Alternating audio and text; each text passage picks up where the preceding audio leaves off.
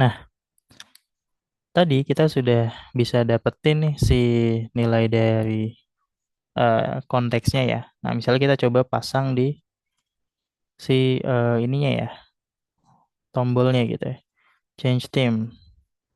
Kita masukin di sini berarti theme konteks aja kayak gini ya. Karena kan value-nya dia langsung string gitu. Sekarang kalau kita lihat, nah dia langsung dark gitu ya. Kayaknya titik duanya harusnya di sebelah sini. Nah, ini sip. Nah, change theme dark. Nah, nanti kita akan mencoba untuk menggonta-ganti nilai dari si dark ini gitu. Nah, cuma yang tadi kita lakukan adalah kita membuat konteks yang nilainya statis gitu ya. Nilainya statik bakal selalu dark aja sampai kita ganti jadi light di sininya gitu ya, secara hardcode. Nah, gimana seandainya kalau kita mau punya nilai konteks yang sifatnya dinamis? Bisa kita ganti kapan aja, dari mana aja gitu ya. Nah, di sini dia menyediakan yang namanya provider gitu ya. Itulah kenapa kita bisa pakai si provider ini gitu ya.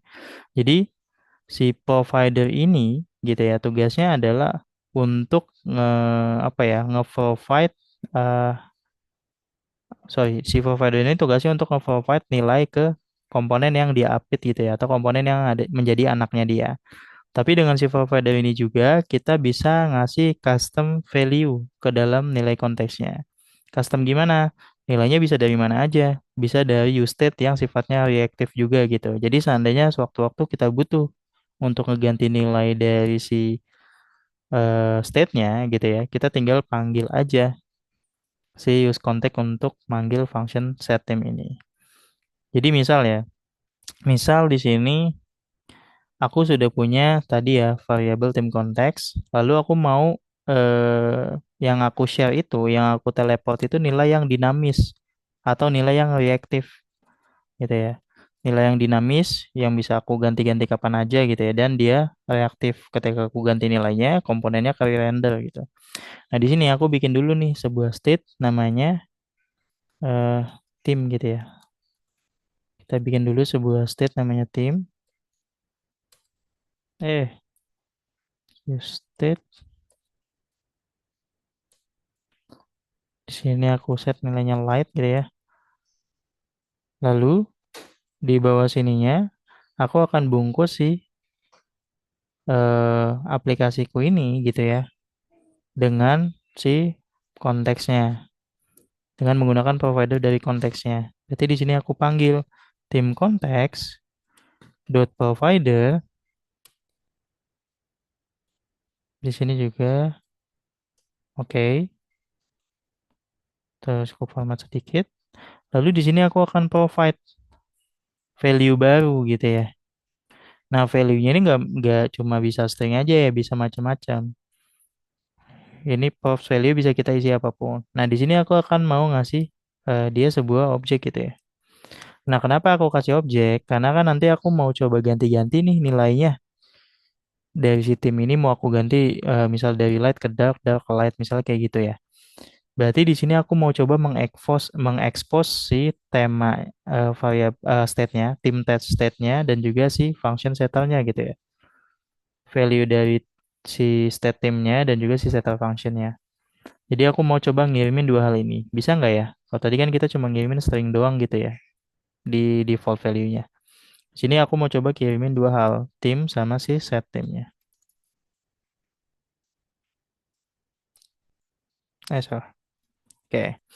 Nah, sekarang kalau misalnya ya kita balik ke navbar, kita nanti lihat konsol log-nya gitu ya. Apa sih isinya gitu ya. Coba kita balik ke navbar, kita refresh.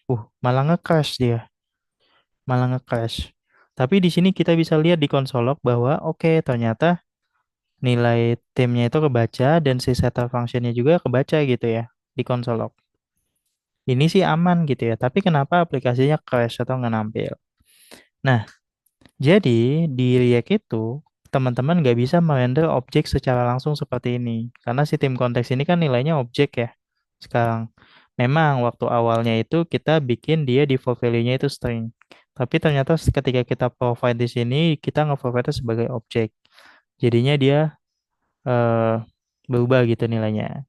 Dan yang ngebikin crash itu adalah React itu di dalam JSX itu nggak bisa ngerender objek secara langsung. Jadi kalau teman-teman mau sekarang mencoba ngerender tema yang lagi aktif apa, berarti bisa menggunakan variabel tim ini di dalam objek konteksnya.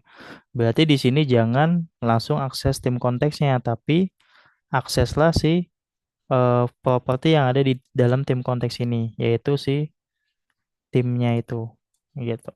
Kalau kita save sekarang, kita lihat lagi, nah sudah nggak error.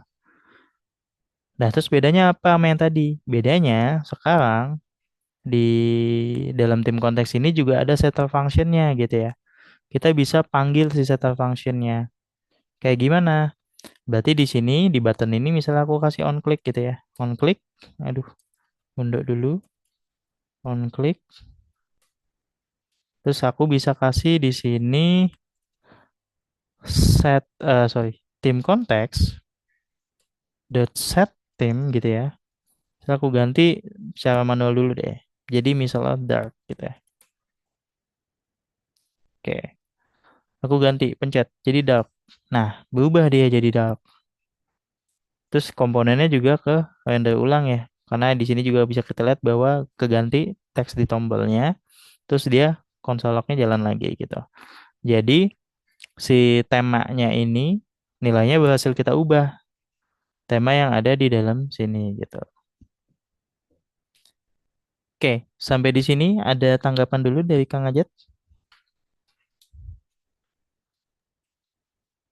Konfirmasi lagi, Pak. Oke, berarti di sini yang Bapak rubah adalah untuk membuat konteksnya itu jadi dinamis, Bapak ngirim value-nya nggak lagi hardcode ya, tapi dari state ya, yang sifatnya reaktif. Dan di sana pakai provider untuk mengirim data sesuai dengan kebutuhan ya, nggak kayak cuma string aja ya. Kayak misalkan di sini kita mau ngirim setter sama getternya ya, jadi ya kirimnya dalam bentuk objek gitu kan, biar bisa nampung banyak data gitu ya Pak ya. Oke, sip, betul banget. Jadi sebenarnya ketika kita bikin konteks, di dalam create konteks ini pun kita bisa kasih data macam-macam gitu ya, nggak cuma string, bisa objek, bisa array dan sebagainya. Bisa data apa aja. Begitu juga di eh, ketika kita mau mengoverride nilai dari default value-nya, yang tadinya statis yang ada di default value, sekarang menjadi nilai dinamis. Yang mana nilai dinamis ini bisa kita ambil dari mana aja. Salah satunya contoh ngambil dari state gitu ya. Kita ambil si value state-nya dan juga si setter function state-nya. Kalau udah kita taruh nih dua hal ini di dalam value provider-nya, maka nanti si setter function dan value dari state-nya bisa kita akses dari mana aja. Dan dia kan reaktif sesuai dengan sifat dari use state-nya. Kalau nilainya berubah, berarti komponennya kalender ulang. Kayak gitu. Oke.